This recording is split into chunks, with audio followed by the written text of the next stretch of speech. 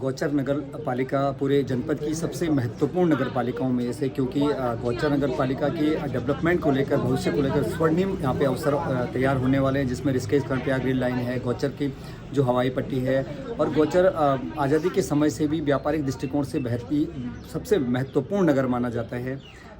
इस नगर पालिका के बेहतर भविष्य के लिए इस समय नगर पालिका निकाय चुनावों में 4 प्रत्याशी मैदान में हैं। राष्ट्रीय दलों के साथ साथ निर्दलीय प्रत्याशी भी मैदान में हैं, और लंबे समय से सामाजिक मुद्दों से जुड़े हुए निर्दलीय प्रत्याशी के रूप में सुनील पंवार हमारे साथ हैं। सुनील, किस तरह से देखते हैं आपकी नगर पालिका को? आप बहुत बेहतरीन तरीके से जानते हैं, बहुत लंबे समय से लोगों से जुड़े हैं।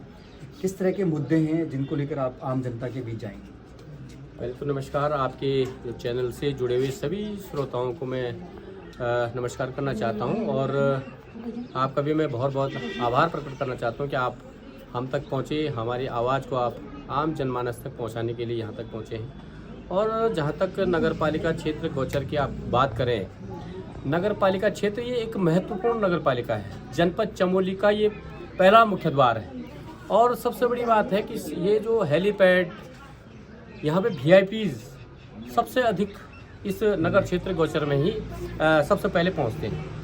हेलीपैड आपके यहाँ आपने देखा होगा, चाहे आपदा के समय हो, चाहे आपके विधानसभा सत्र के समय हो, चाहे विभिन्न जो भी कार्य होते, तो सबसे महत्वपूर्ण ये नगर पालिका क्षेत्र गौचर है। और यहाँ के जो आम जनमानस है उनके लिए जैसे कि बहुत सारी समस्याएं हैं नगर क्षेत्र में, मतलब महत्वपूर्ण नगर पालिका होने के बावजूद भी यहाँ पे समस्याओं का अंबार लगा हुआ है। हमने कई बार सरकारों से मांग की, आपने देखा होगा पिछले 2-3 महीने पहले हमने यहाँ पे 48 दिनों का धरना प्रदर्शन किया था। खुद मैं नगर कांग्रेस का कमेटी का अध्यक्ष हुआ करता था, मेरे नेतृत्व में 48 दिनों तक यहाँ पे धरना प्रदर्शन चला। उसमें सबसे मुख्य बिंदु में जो कि बार बार हर चैनल के माध्यम से मैं एक ही बात सबसे पहले दोहरा रहा हूँ कि स्वास्थ्य की समस्या ये हॉस्पिटल बिल्डिंगें बड़ी सफ़ेद हाथी जरूर खड़ा हो रखा है, लेकिन उसके अंदर अगर देखें आप, ना उसका उच्चीकरण है, ना वहाँ पे डॉक्टरों की व्यवस्था है।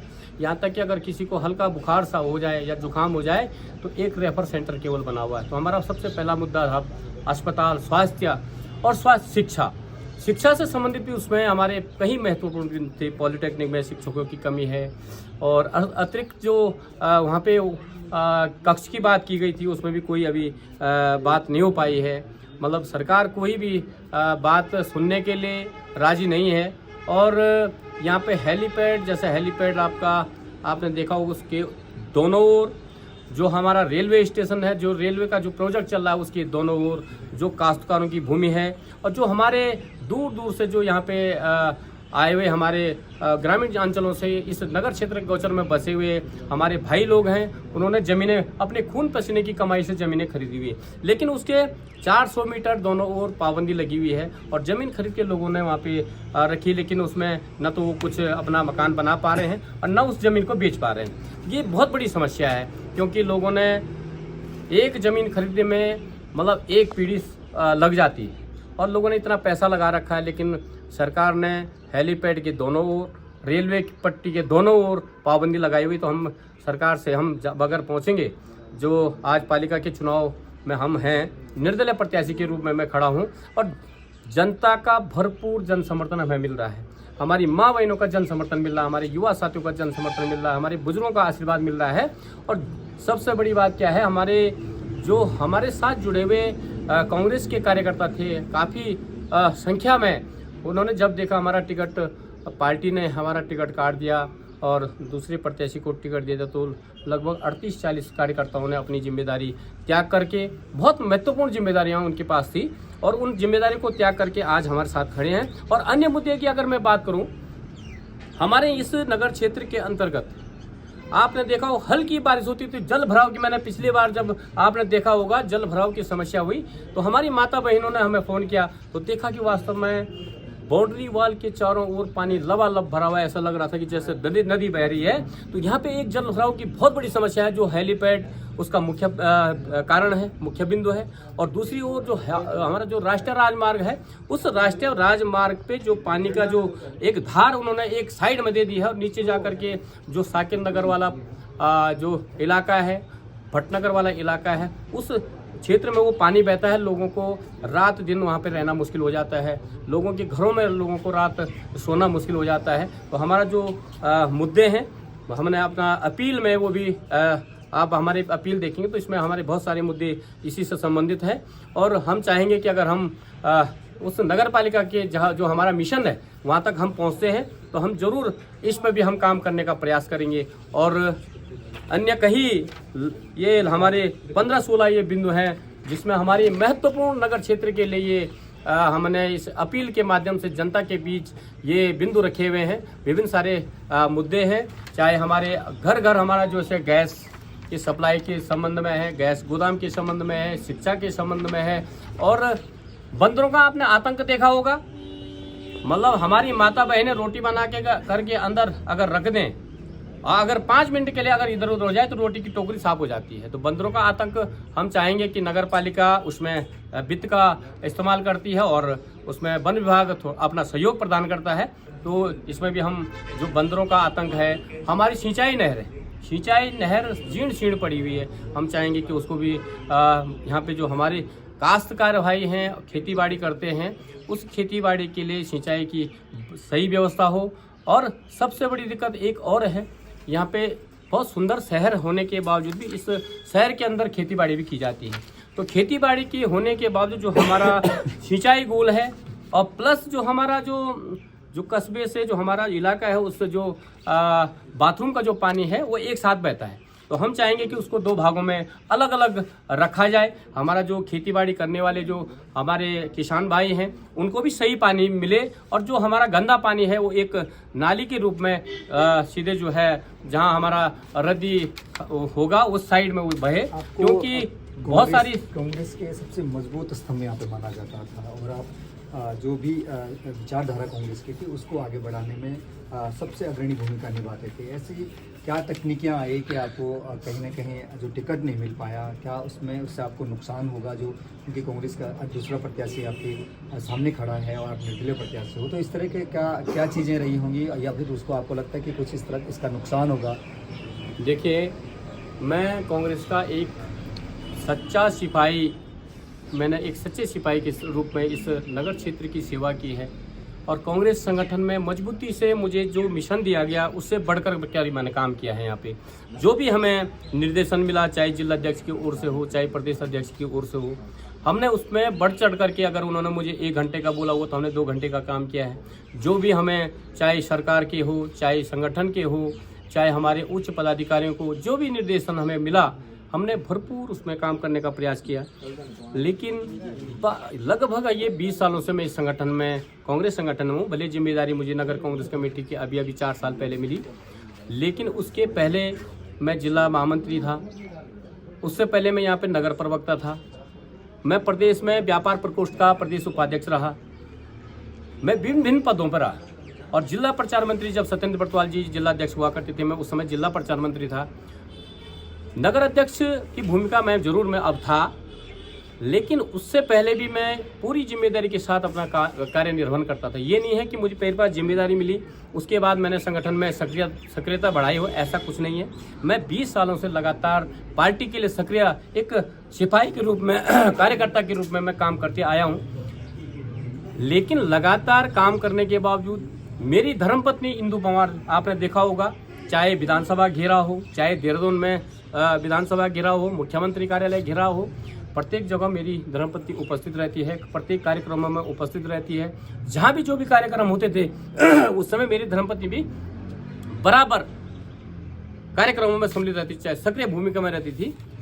मेरी धर्मपत्नी को 2013 के चुनाव में सभासद का टिकट मिला और सभासद के टिकट पे वो एक तरफा उसकी जीत हुई। उसके बाद तीनों नगर जो पंचायत है, पालिका है, गोचर, कर्णप्याग, गैरसैंण की एक डीपीसी सदस्य के रूप में वो जिला योजना में पहुंची और करोड़ों रुपए की वहाँ से योजनाएं भिन्न शहरों के लिए उन्होंने स्वीकृत करवाई। और यहाँ जैसे आपका आदर्श विद्यालय है, राजकीय बालिका इंटर कॉलेज है, आपका जो बंदरखंड में जो प्राथमिक विद्यालय है, उन सब के लिए पैसा वहाँ से पास करा के इस शहर के लिए लाई, कर्णप्याग के लिए लाई, गैरसैंण के लिए लाई।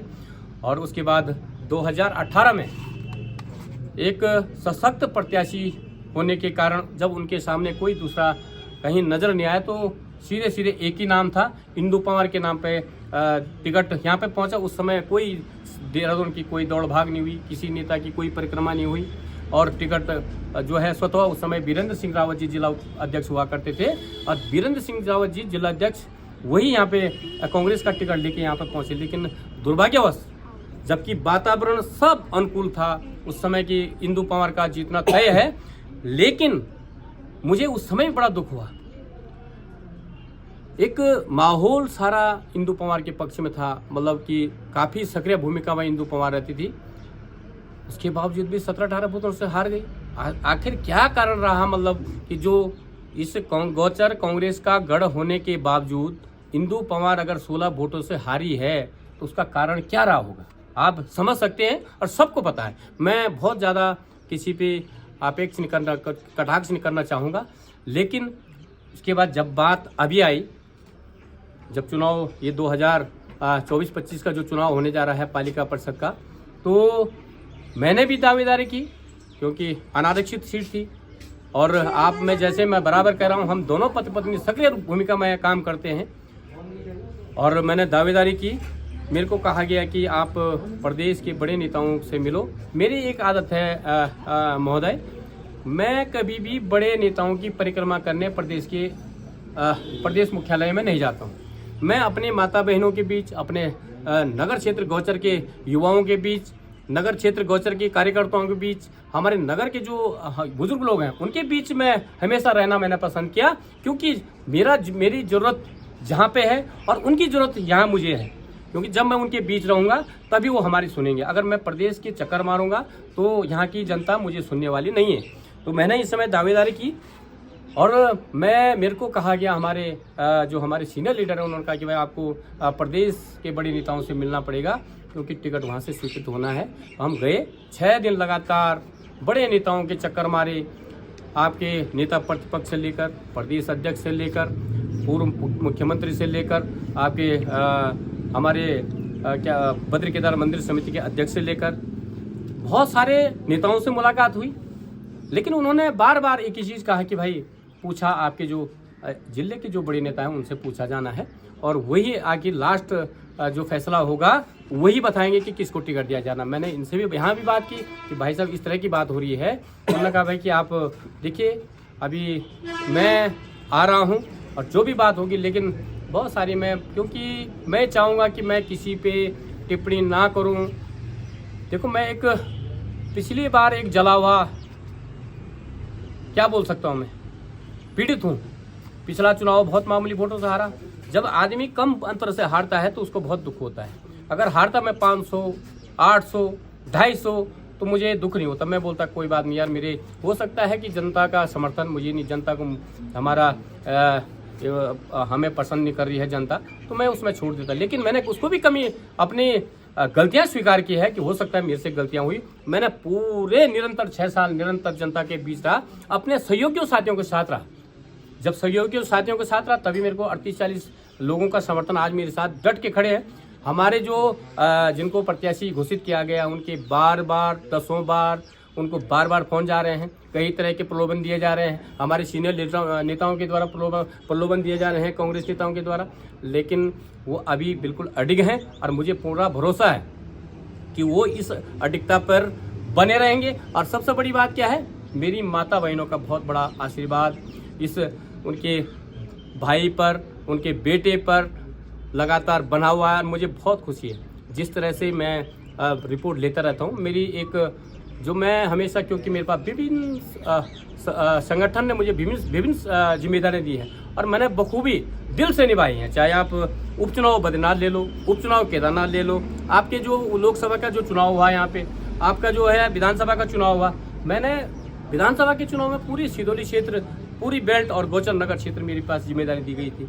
पोखरी क्षेत्र की जिम्मेदारी अभी मेरे पास दी गई थी। दसदुल्ला पट्टी की जिम्मेदारी मेरे पास दी गई थी। मैंने पूर्ण रूप से उसको निभाने का काम किया। लेकिन जब टिकट की बात हुई तो उसमें कहा गया कि आपकी पत्नी को पिछली बार टिकट दिया गया। मेरी पत्नी, क्या मेरी पत्नी टिकट की हकदार नहीं थी? या मैं अगर काम कर रहा हूँ, मेरी पत्नी अगर घर में बैठी हुई है, तो आप ये कह सकते थे कि आपकी पत्नी को टिकट दिया गया क्योंकि आपकी पत्नी जो है सक्रिय भूमिका में नहीं थी और आपके नेतृत्व के कारण आपकी पत्नी को टिकट दिया गया, तो मैं उस समय हाथ जोड़ता हूं उनको, वास्तव में यार आपने मेरी वजह से मेरी पत्नी को टिकट, मेरी पत्नी तो स्वतः प्रत्याशी थी, मेरी पत्नी धरातल पर काम करती थी, इसलिए उनको पार्टी ने टिकट दिया। और उनसे सक्रिय कोई था भी नहीं, सक्रिय सभी थे, लेकिन उस सक्रियता में, उस लोकप्रियता में, जनप्रियता में इंदु पंवार सबसे आगे थी, इसलिए पार्टी ने उनको टिकट दिया। और इस समय आप एलआई की रिपोर्ट ले लो, कार्यकर्ताओं की रिपोर्ट ले लो, जनता की रिपोर्ट ले लो, तो मेरा रिपोर्ट सबसे टॉप में थी। और जो हमारे दूसरे भाई, हमारे बड़े भाई हैं, मैं तो यही कहूँगा कि भाई ऐसा है, आपको टिकट मिला है, आप संघर्ष करें। मेरा संघर्ष तो निरंतर जारी है, और मैं जहाँ जहाँ भी जा रहा हूँ, लोग जरूर मेरी सराहना कर रहे हैं। लोग कह रहे हैं कि बहुत, हमारी माता बहन ने कह रहे हैं कि आपने बहुत अच्छा कदम उठाया। जिस दिन मैं देहरादून से जब मेरा टिकट कट के मैं वापस आया, तो यही वो कमरा है जहाँ पे 40 कार्यकर्ता एक साथ जुटे, उन्होंने कहा आपको टिकट में जाना है, हम आपसे दूर नहीं हैं। उसके बाद जब मैं यहाँ से घर गया, तो लगभग 200-250 महिलाएं वहाँ एकत्रित हो रही थी। उन्होंने कहा, मैंने उनसे पूछा, मैं बिना आपके कहे हुए मैं एक भी कदम आगे नहीं बढ़ूंगा। और उन्होंने कहा कि आपके साथ हम खड़े हैं, आपको प्रचार करने की जरूरत नहीं है, हम तन मन धन से आपके साथ खड़े हैं। और वास्तव में मुझे, आपने देखा होगा, अभी आप यहाँ पे आए तो हमारी माता बहनें प्रचार में चलेगी। जब मैं अभी यहाँ से दूर था, तो लगातार हमारी माता बहनें पूरी सक्रियता के साथ, अभी मैंने रोका हुआ है, मैंने हमारी माँ बहनों को रोका हुआ है। अभी जो चुनाव होगा, चुनाव 10 तारीख के बाद पीक पकड़ेगा, और मैंने सबसे ये कहा है कि 10 तारीख के बाद आप सबको अपने अपनी टीम बना करके पूरे क्षेत्र में आपको जाना है, क्योंकि प्रचार सामग्री भी पहुंच चुकी है। और लगभग ये समझ लो, मैं 7 वार्डों में प्रत्येक व्यक्ति से परिचित हूँ, मुझे कहीं कोई दिक्कत नहीं है। सामने वाले प्रत्याशी की क्या है क्या नहीं है, लेकिन मैंने जैसे कहा कि हम लगातार सक्रिय थे। जैसे आपने भी देखा होगा, सभी हमारे जितने प्रिंट मीडिया के हैं, इलेक्ट्रॉनिक मीडिया के हैं, और हमारी जो आम जनता जनार्दन है वो जानते हैं। और वास्तव में हमारी माता बहनें, जब मैं वहाँ से आया तो बड़े उनकी आंखों में आंसू थे कि वास्तव में आपके साथ ये बहुत मतलब नाइंसाफ़ी की गई है। तो मैं यही कहूँगा कि जनता हमारे साथ, मैं सुनील पंवार कोई प्रत्याशी नहीं हूँ, आम जनता सुनील पंवार है, आम जनता ही प्रत्याशी है। थे हमारे साथ निर्दलीय प्रत्याशी नगर पालिका गौचर से, जिनका ये कहना है कि हालांकि वो लंबे समय से राजनीतिक और सामाजिक जो मुद्दे हैं उनसे जुड़े रहे। उनका ये है कि वो एक मजबूत प्रत्याशी के रूप में इस मैदान में है। अब देखने वाली बात होगी कि जिन मुद्दों पे सुनील पंवार जनता के बीच जाता है, और जो उनका एक विश्वास है, वो विश्वास कितना 23 जनवरी को उस पर जनता कितना अपना मत देती है।